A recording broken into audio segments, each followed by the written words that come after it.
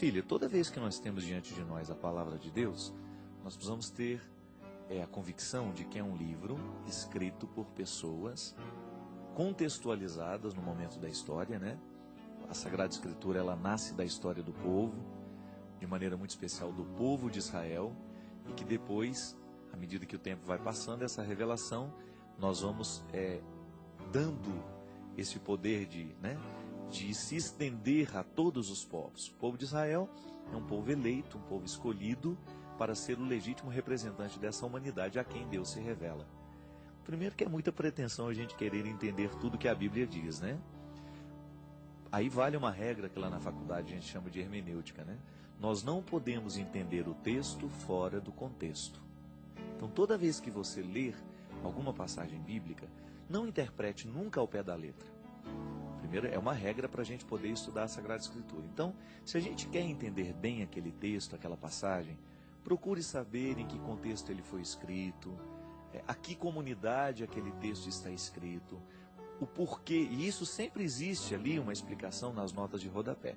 Você vai observar que no versículo bíblico, há sempre, de vez em quando você encontra uma notinha de rodapé, que é um númerozinho a mais, que tem a informação embaixo do que se trata. Esse é um jeito muito bom de nós lermos a Sagrada Escritura, porque a nota de rodapé geralmente nos dá o contexto. O texto está ali em cima, a nota de rodapé geralmente diz respeito ao contexto. É uma explicação a mais dos exegetas para nos ajudar, a entender melhor o significado do texto. Tá bem, essa é uma maneira de estudar, é uma maneira de você adentrar o território da Sagrada Escritura sem o risco daquela interpretação ao pé da letra, que pode ser muitas vezes uma interpretação burra, né? Me desculpe o termo, mas é muitas vezes isso. Se você vai interpretar ao pé da letra a Sagrada Escritura, você tem justificativa até para assassinar o seu irmão. Então, por isso que você não pode fazer a leitura do texto fora do contexto. Nós precisamos saber a quem está destinada aquela mensagem, né? Vamos tomar um exemplo, o Apocalipse. O Apocalipse ele é cheio de imagens, de figuras que falam do fim do mundo. E tudo está construído para dizer que muito em breve, a linguagem é muito urgente, muito em breve toda essa realidade humana vai ser desmoronada e finalmente o poder de Deus vai ser instaurado no meio dos homens.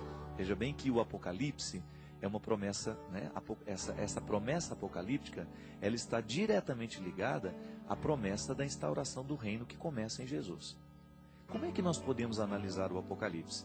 Se você vai analisar o Apocalipse ao pé da letra, ele já perde então o seu valor, porque não aconteceu absolutamente nada do que o Apocalipse estava prevendo para a comunidade daquele tempo.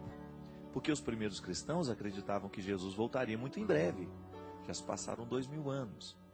Com esse tempo desenrolando na história, a gente começa a fazer um trabalho exegético de compreender que o Apocalipse de São João, atribuído a São João, ele foi escrito a uma comunidade específica que estava sob o domínio dos romanos.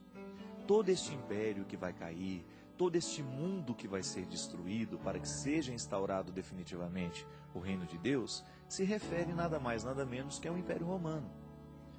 Todas essas figuras horrorosas, de dragões e de coisas, de monstros, tudo isso aí são metáforas, isso é, uma linguagem para dizer o que não está ali, mas que é muito mais. Para demonstrar o desejo do escritor naquele tempo de demonstrar à comunidade que a força do Evangelho fará destruir toda e qualquer forma de opressão. Qual é o contexto da opressão apocalíptica? É o contexto justamente do domínio do Império Romano sobre o povo. Então veja bem, só que agora nós podemos fazer uma leitura apocalíptica diferente. Nós não estamos mais sob o poder dos romanos. O Império Romano já caiu. Os cristãos já estão livres para serem cristãos. Não é verdade? Nós já não estamos mais sobre as opressões do imperador. Só que hoje nós também vivemos impérios diabólicos que o tempo todo estão querendo massacrar os princípios cristãos. Nós estamos o tempo todo vivendo a partir de filosofias ateias, como você vê, por exemplo, a tentativa de legalização do aborto em diversos lugares do mundo, de maneira especial no Brasil, a pena de morte, enfim, uma série que a gente não vai discutir o teor dessas questões, uma série de realidades que são contrárias aos princípios da vida que nós cristãos acreditamos. Então, quais são os impérios que precisam cair por terra hoje? O império da injustiça, da desigualdade social, não é verdade? O império da desonestidade, da mentira, dessa vergonheira que nós vemos em diversos lugares do mundo, quando os ricos oprimem os pobres, os governantes oprimem os seus governados. Veja bem que nós continuamos no mesmo contexto do Apocalipse, muito embora as nossas opressões não sejam as mesmas do escritor sagrado. Como é que você vai ler o Apocalipse, por exemplo, a ponto dele ajudar a sua vida, minha filha? Você vai começar a identificar quais são os impérios que precisam cair no seu coração. A força do seu coração é movida pelo cristianismo. Então você traz todos os princípios do Evangelho norteando a sua ação, a sua conduta. Isso é ser cristão. Não é ir ao culto, não é ir à missa, não é comungar todo domingo, porque isso não é garantia de salvação para ninguém. A garantia de salvação está naquilo que Jesus dizia. Vai chegar um momento em que não vai ser em Jerusalém, não vai ser neste monte, mas o verdadeiro adorador, isso é, o verdadeiro seguidor, adorará em espírito e em verdade. Isso é, onde eu estiver, ali todo o reino de Deus estará legitimamente representado na minha pessoa, na minha humanidade. Então, se eu sou cristão, eu tenho que ser naturalmente uma pessoa de bem. Eu não posso querer o mal dos outros, eu não posso ficar tramando contra os outros, eu não posso esparramar a mentira pelo mundo, eu não posso ser mais um propagador da infidelidade, da desonestidade. Não, porque eu assumi o compromisso de ser cristão. E eu levo essa igreja inteirinha de Jesus Cristo no meu comportamento. Eu dou testemunho de que eu sou um seguidor de Jesus. Cada vez que eu olho com maldade para alguém, desejo o mal daquela pessoa e até arquiteto uma maldade para ela, eu estou legitimando o poder dos impérios que o Apocalipse condena na minha vida e em mim. Veja bem que o ser humano é um território do sagrado. Eu sou o tempo todo um legítimo representante do sagrado. Mas se eu também me descuido, eu me torno um legítimo representante do diabólico. Não é assim?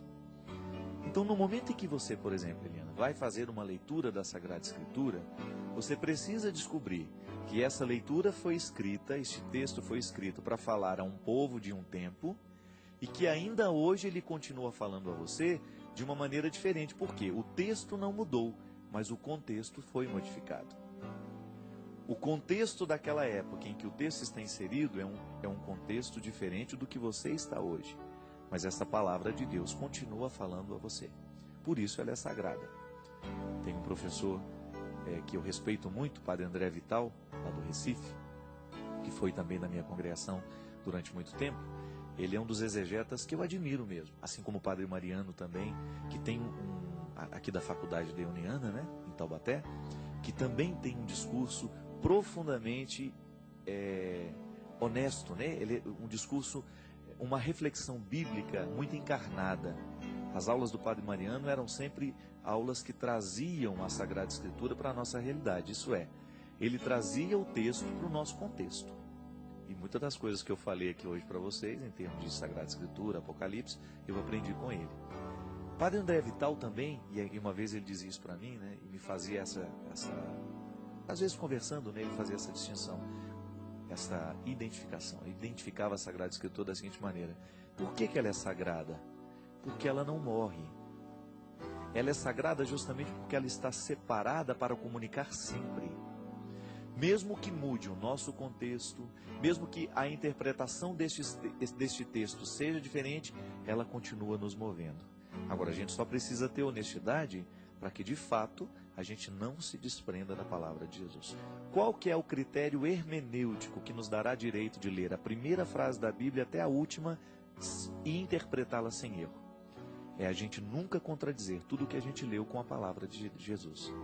Se em algum momento essa palavra está sendo interpretada na contradição da palavra de Jesus, isso é, se aquele que está lendo a palavra de Deus está interpretando-a contrária à forma como Jesus viveu e ensinou, então nós estamos errados.